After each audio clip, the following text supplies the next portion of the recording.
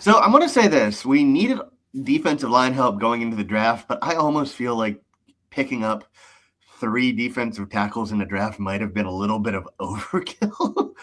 um, And what's funny is we picked up 3 in the draft, and it feels like looking at that it didn't help. I will say this, and it's not just me being a college homer. I thought Kenneth Grant was a lot closer to Mason Graham as a prospect than he was to the rest of the pack of people we were talking about. And I think him and Zach Sealer are going to be a great combination. Something that I think people overlook is the games we lost right when Tua came back. Sealer was out with that weird eye injury that he got in practice, and the defense just imploded without Sealer. I don't think people realize how good Zach Sealer is. Even Dolphin fans, I do not think realize how good. Well, Sealer's a top-level player. Grant's a good prospect. Benito Jones is serviceable. And then Jordan Phillips is you hope that he's able to play that nose tackle role well. If Benito Jones and Jordan Phillips can kind of rotate that nose tackle position, and one of those other guys, or we might even add somebody, I think all 3 of the D tackles we made, Zeke Biggers, Phillips, and Grant, are all making the team. Yeah, no, they're all definitely making the team. The question is, are you okay having only 5? I think Matt Butler makes the team. He was with us a couple of years ago. And I think if he's healthy, he's solid depth. No, Matthew Butler wasn't with us. That's a different guy. I'm thinking of Adam Butler. Yeah, Ben Still is the guy on there that was with us. Yeah, maybe he took him as a UDFA, and then he bounced around a couple times and came back. Matt Dickerson is the only other guy on that list that has like NFL experience. He appeared in 12 games last year for the Chiefs. He was with us last year at the end of the year too. Yeah, he was with us towards the end of the year. So like, if you're looking for a 6th guy that you can put on the practice squad and keep around, that might be the guy. Unless one of those undrafted free agent guys that have bounced around make something. But I think the 5 guys that we talked about, Grant, Jones, Sealer, Phillips, Biggers, I think are all essentially locks to make the team. Yeah. I think what you're hoping is that 2 people aside from Sealer are ready to step up.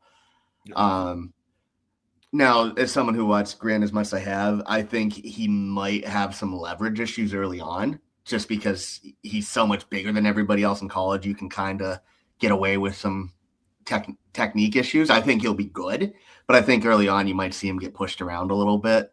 I think you'll see him have issues, but I also think that the Dolphins fans and kind of the Dolphins defensive players that have been here, which look at the list, really aren't many at this point, aren't used to having somebody that big in that slot. So it's going to have some negatives, but it's also going to have some unrealized positives at the same time. But to also go with it, I know they have us in that 3-4 right there. I don't see a world where you don't have 2 of Bradley Chubb, Jalen Phillips, and Chop Robinson on the field. I agree. So I could see there being even 3, like all 3 of them at cases. So I think it's going to be more, you want 3 of the quote unquote three down linemen. I think you just want 3 of them to be solid.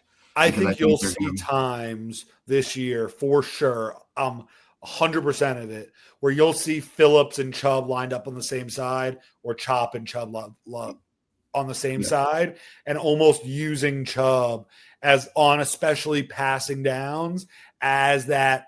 If you want to make a 3-4 in particular, he'll be that guy.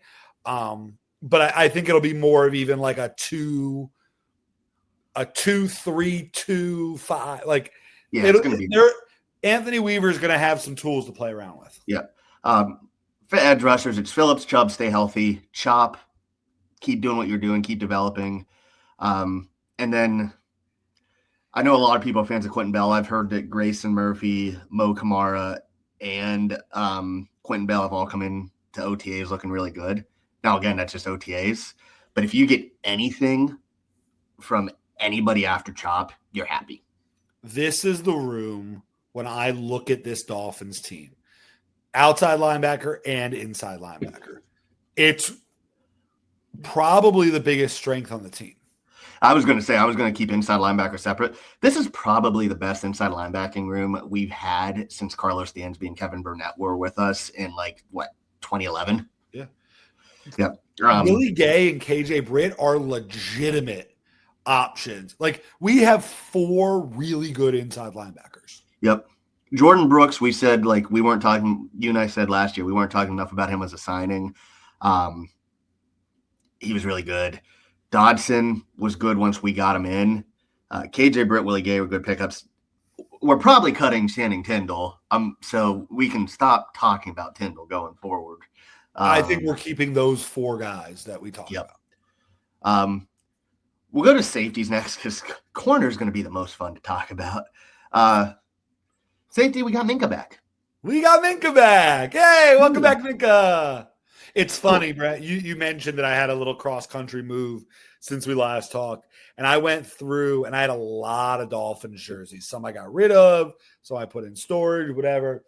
The only Dolphins jersey that I put accessible that was a player that was not on the team was a Minka Fitzpatrick jersey. It is in a storage unit back in Florida, but I know exactly where that thing is. And the next time I go home to go to a game, I'm going and breaking that puppy out. Yeah. So even before we got Minka in this trade, I thought the Dolphins safety room would be a lot better this year just because that's how bad Javon Holland and Jordan Porter were last year. It's going to be interesting to see because if you look at Melifonwu, if you look at Ashton Davis, if you look at Elijah Campbell, if you look at Patrick McMorris, we already had talked about those guys being like a sleeper room a little bit. Dante Trader, I wouldn't count him out from not making the team either. Right. And Dante Trader. So I wonder if Minka is actually going to kind of play more of a nickel role. I'll throw this out to you too. I kind of wonder because Campbell's gone back and forth. I wonder if they move Campbell to the boundary or something like that. Like something's got to give because you have 5, maybe 6 safeties that you feel comfortable at least putting in the field in certain situations. This is one of the rare times that you have more safeties that you feel comfortable putting on the field than cornerbacks. Yeah. So I think there's going to be a ton of moving around, of puzzle piecing like we talked about with Bradley Chubb, like we talked about with the defensive lineman, and now we're talking about with the secondary. It's going to be like, I loved when I coached basketball, the amoeba defense. It was kind of it adjusts itself kind of based on what the other team's doing.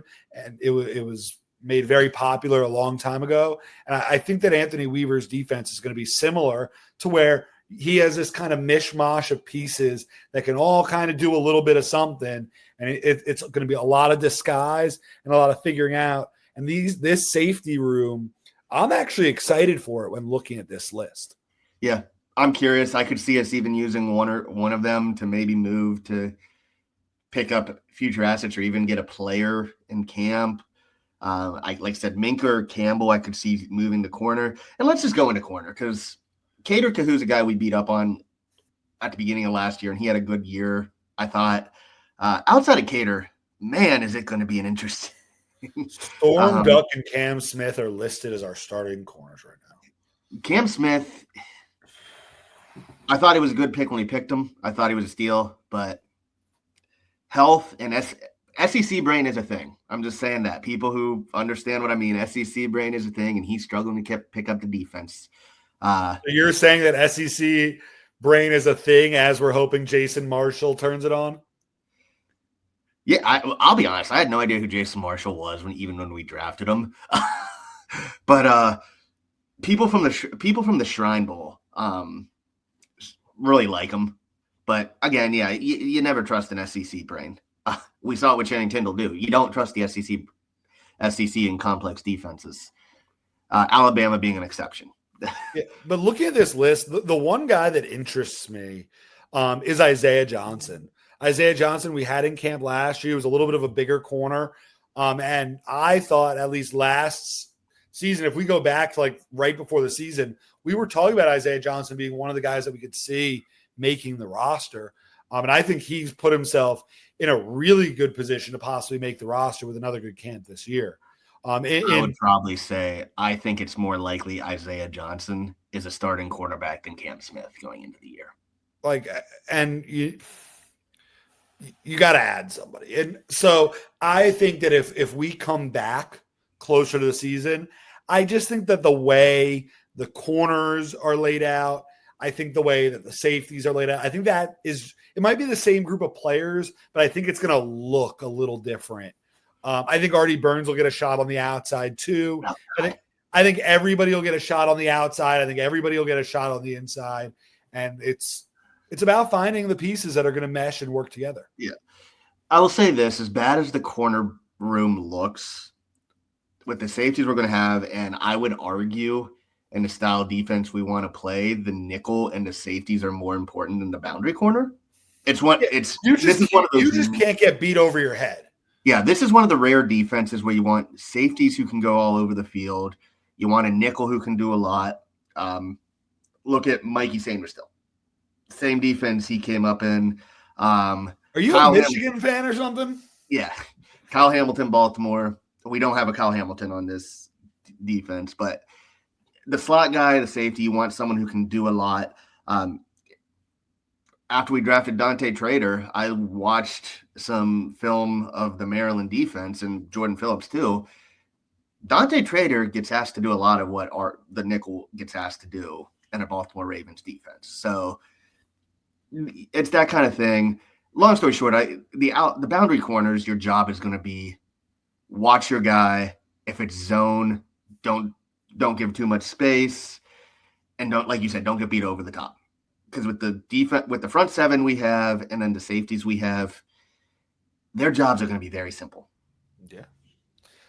Brett, same question here. I have two questions for you. The first is about the defense. Then I have a second question. Then we can get out of here and get this thing ready for some camp. Looking at this defense, who's the one player that we're not talking about right now? I know you just talked about Dante Trader. You can use him as an answer. The guy we're not talking about right now that we should be talking about and will be talking about by September 6th. I'm going to say Muhammad Kamara, just because he was my guy last year. I loved I thought he was a top 5 edge last year. He got a year in a strength and conditioning program. Like I said, everything I've heard is he's come in looking like a different guy.